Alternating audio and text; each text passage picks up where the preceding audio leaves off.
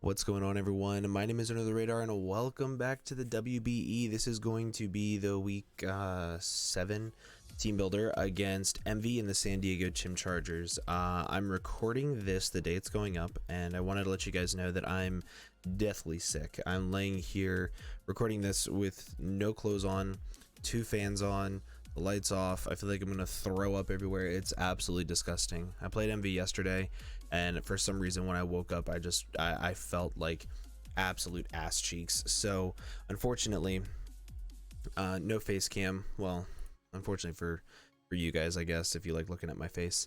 However, I did still want to get you guys a team builder. I didn't want to just not do it at all. And I had to record the team builder after the battle because I wasn't going to show everything that I built in hopes that we'd be playing again in playoffs. Him and I both know that we're probably going to play again in playoffs.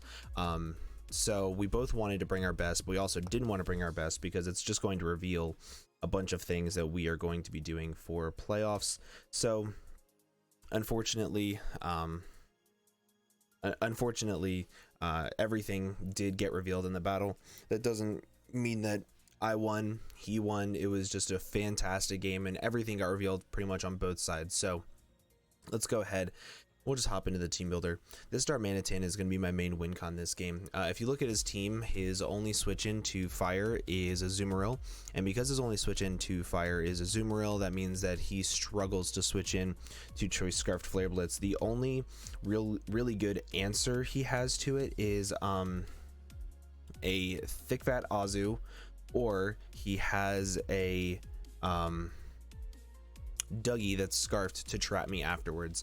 So I definitely think that he is going to struggle against this Pokemon. On top of this, actually I want to talk about the nicknames real quick.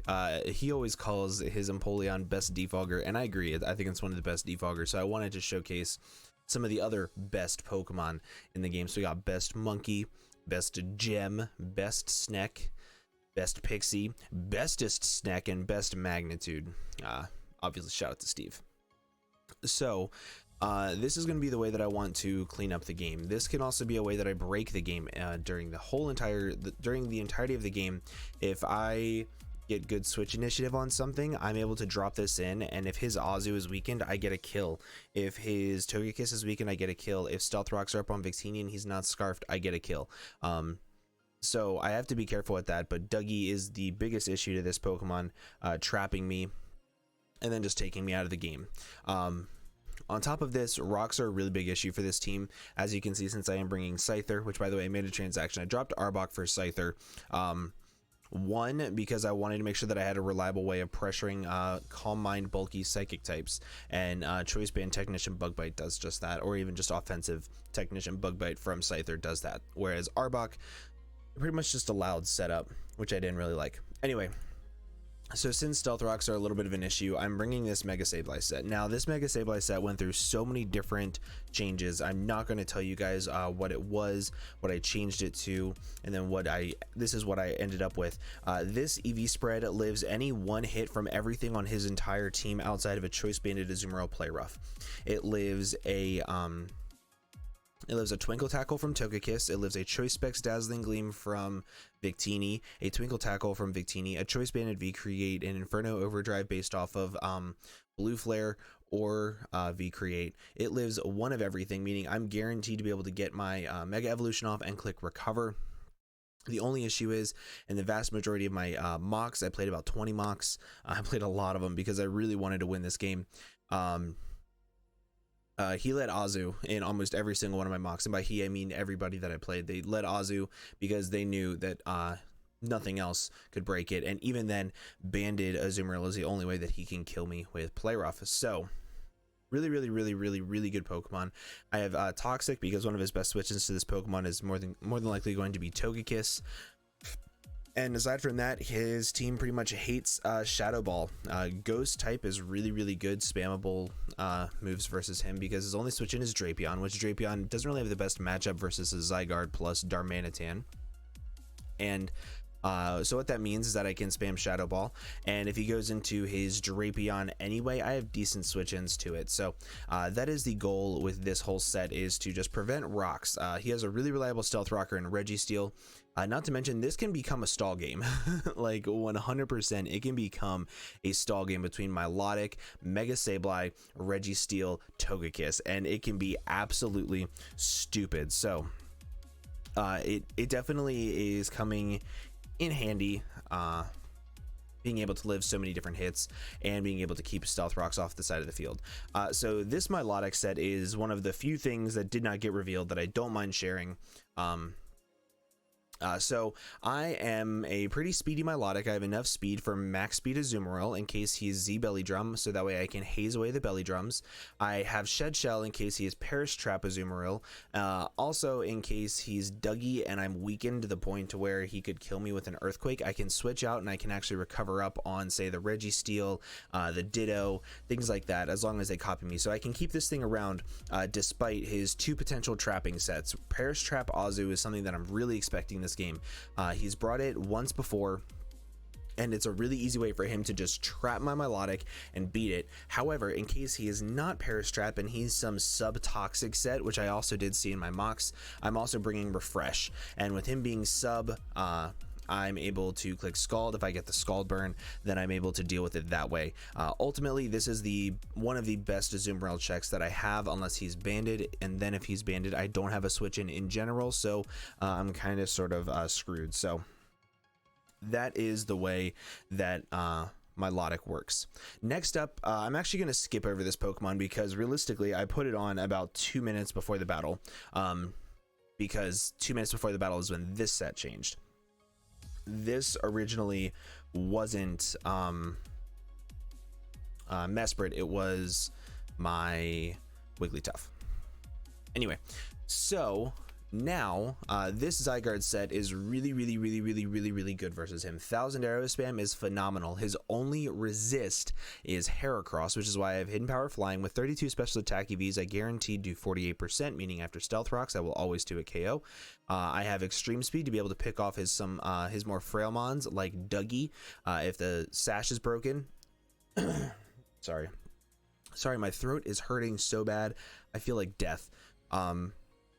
And ultimately, one of the few ways that my team has of breaking down Togekiss is Rocky MZ Stone Edge on Zygarde. Togekiss is a big problem for this team, and I didn't see it in a lot of my mocks, and I think that's stupid because it's so good versus me. So Rocky MZ Stone Edge is something that I feel like I have to bring this game. I would have liked to fit Alolan Raichu on this team, but anytime I played with it in a mock, I got a kill on something, Dougie came in, revenge killed me, and then I was screwed. So I didn't really like that, but it is what it is. Yeah, this set, it outspeeds Heracross, Hidden Power Flying to hit Heracross, 1000 arrows plus E speed to hit literally everything else on my opponent's team. It does a really good job of breaking down his team. Next up, Choice Banded Heracross is a really good bring versus me, in my opinion. It breaks through everything. I don't have a switch in, and what little few switch ins I do have, my opponent is able to wear them down really easily just by spamming Mega Horn or Close Combat. So this is one of my best switch-ins to it.